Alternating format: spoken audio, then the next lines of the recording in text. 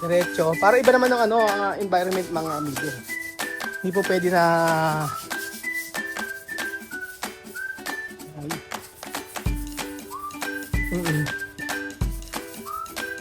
sabi ko unahin to. Sa pagpapatuloy po mga amigo ng ating renovation serye. Ayan po sa part 3 po mga kababayan ko. Magandang araw po sa inyong lahat mga amigo. Pinili ko po ito na ayusin para po bagong environment naman po ang bagong bahay. Yes, bago. So, titingnan natin kung ano nga ipipintura nila pero gusto ko po makita ninyo. For the meantime po, hanggang hindi pa naayos yung talagang titira nila Juana, dito po muna sila.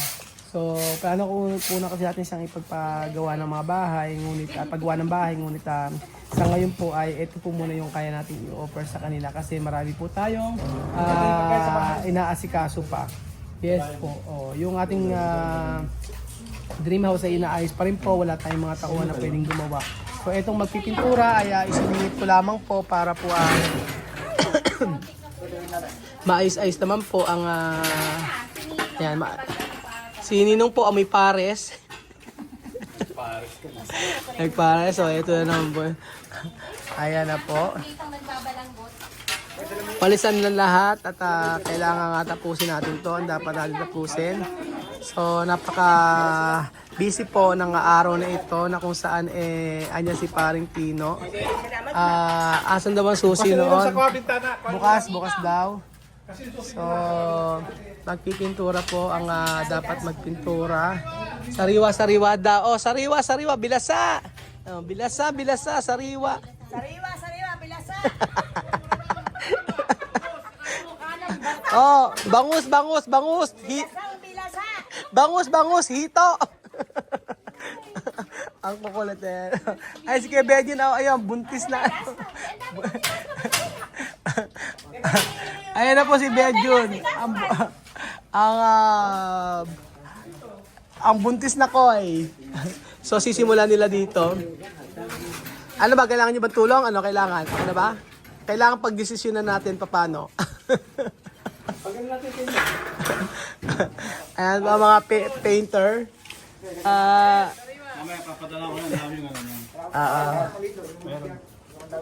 So, ayan na po si Paring Tino. Kompleto na. At bilhin tayo number 5. Order number 5. Medyo pumaytas talaga si Kebedyo yun, totoo. Medyo pumaytas si Kebedyo. Number 5!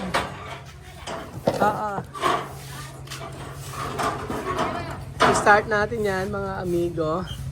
So medyo gutom na tayo. Dahil tinapay lang kinain namin at mamaya babalikan namin yan. Ayan.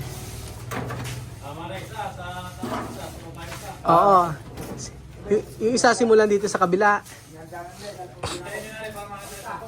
Ayan, si Ninong na dito po mga amigo at ito po ang ang bahay serye. Ang bahay part 1, part 2, part 3, part 4 ng ating paghahanda. Ang title nito ay ang pagpunta ng mga Aprikano sa Pilipinas. Yes po mga amigo. Anong kulang? Off-white? Anong kulay yan? Off-white. Titimplahin pa? Para magbuka siyang bago. Off-white daw sabi ni Kuya at saka ni Ninong ang gagawin.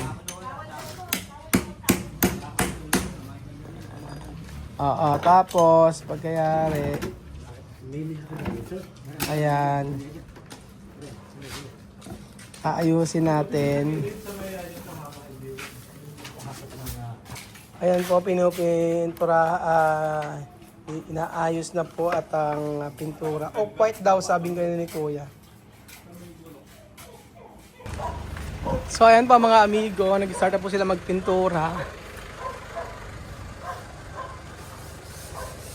May mga re-retokohin pala, no? Ha? May mga may mga bitak-bitak. Oo. Hindi mo pwedeng pinturahan agad. Kaya, pero makapagkapintura ka ngayon. Pero maganda sana makapagpintura na kayo. Mamaya po. Oo. Kaya nga.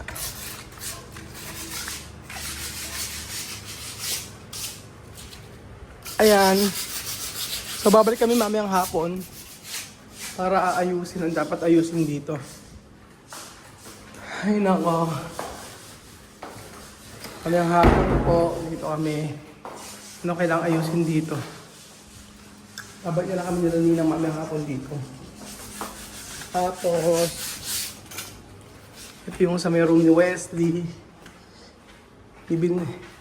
Mag-aayos na lang kami mamaya.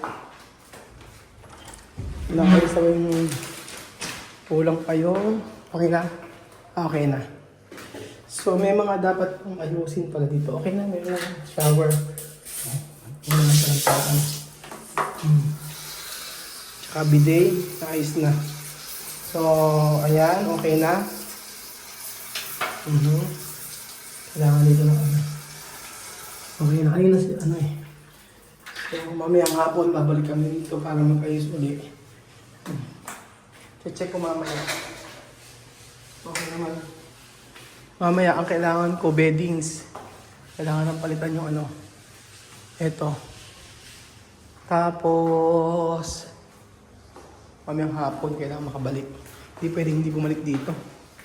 Ay, kung aayusin.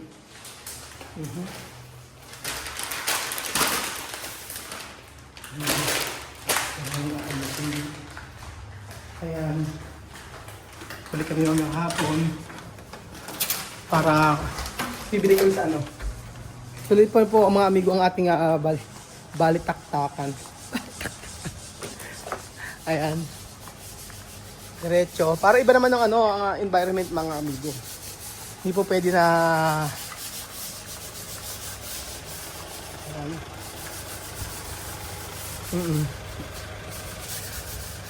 sabi ko unahin to.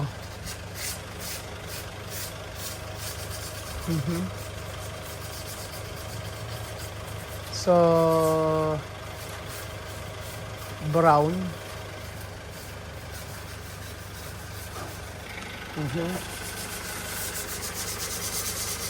So after tomorrow po mga amigo, darating na sila Wesley. At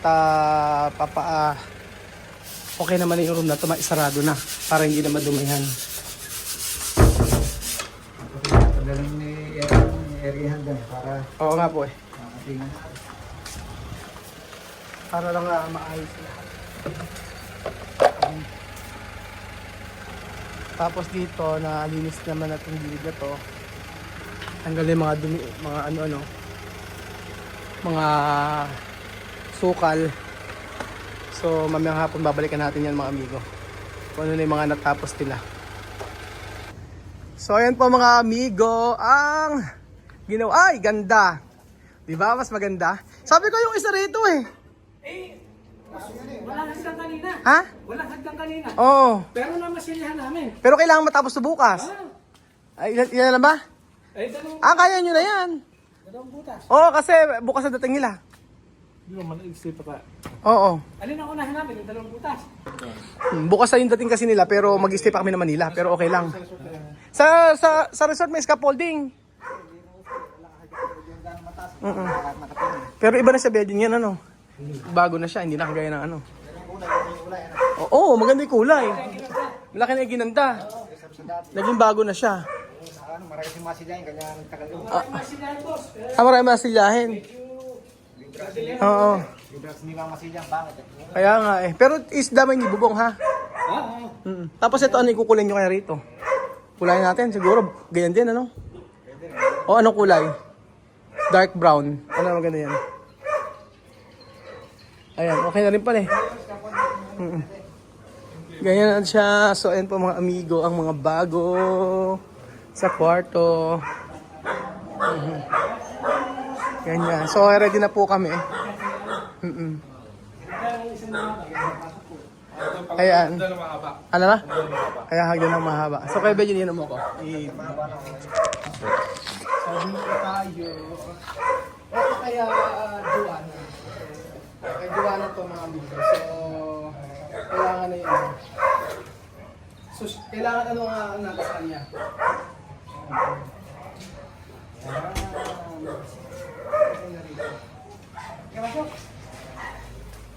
Tapos, syempre, ito ang room niya. Pagpasok niya rito, ayusin na natin dito. Uli pa yung uli susi ah. Oo, ay, wala. Sira na. Mapaayos yan eh. Kapag na natin. Ano ito? Ba't na? Tapos lagyan natin ito, di ba? Para talaga sa kanya. O, di ba?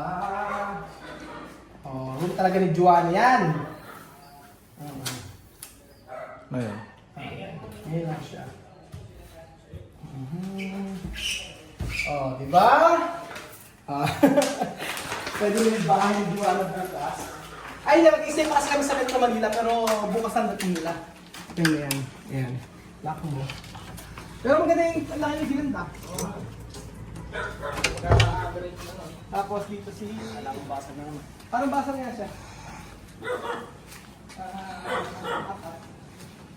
Dito naman si...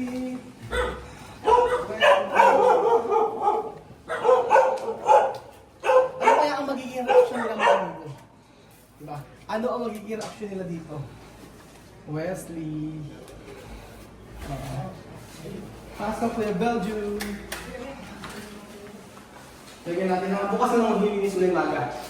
Kasi pero ang alas namin bukas ay